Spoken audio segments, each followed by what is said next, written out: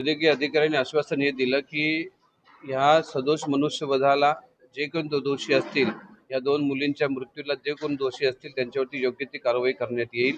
आणि जर समजा त्यांनी आता लेखी आश्वासन दिलेलं आहे त्यांनी आता आम्हाला, आणि तसं आम्ही ठिय्या आंदोलन करत बसलेलंच होतो तिथे. एक साप चावल्यानंतर जी वॅक्सिन असते ती वॅक्सिन यांच्याकडे उपलब्ध नव्हती, म्हणून आमच्या दोन मुली गेलेल्या, एक 4 वर्षाची आणि एक 24 वर्षाच्या मुलीचं पुढच्या महिन्यात लग्न होतं. काय आमच्यावरती बितले असेल ते आम्हाला माहिती आहे.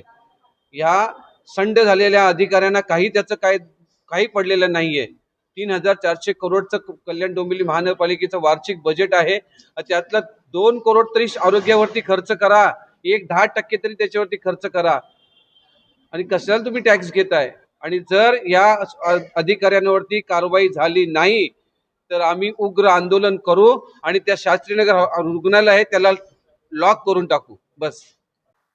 दिनांक 28/9 रोजी आपल्याकडे 5:30 वाजता शास्त्रीनगर रुग्णालय येथे 2 रुग्ण सर्पदंश उपचारासाठी आणण्यात आले होते. त्यातले एकीचं वय 4 वर्ष होतं आणि एकीचं वय 24 होतं.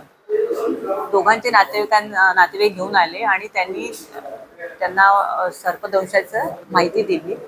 त्यावेळेला त्यांच्यावर ताबडतोब तिथल्या डॉक्टरांनी उपचार चालू केले आणि आपल्याकडे इंजेक्शन ASV जे अँटी स्नेक वेनम उपलब्ध आहे. त्याच्यामुळे त्यांना दोघींनाही 10 वायल चालू करण्यात आल्या आणि त्याच्यानंतर त्यांची प्रकृती अतिशय चिंताजनक वाटल्यामुळे त्यांना ताबडतोब ठाणा सिव्हिल येथे शास्त्रीनगरच्या ॲम्ब्युलन्समधनं संदर्भित करण्यात आलं.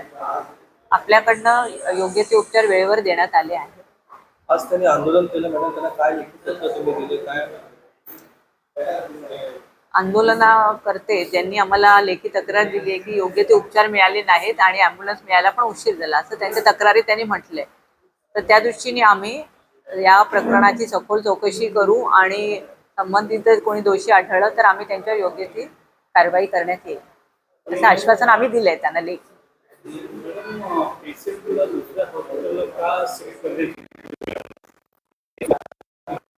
आपल्याकडे ASV इंजेक्शन उपलब्ध आहे ते ताबडतोब दिलं, पण ज्या वेळेला काही किंवा अशी जर गरज पडली रुग्णाला तर त्याच्यासाठी आपण त्यांना संदर्भित केला. हॉस्पिटलला आता ICU ची सुविधा उपलब्ध नाही.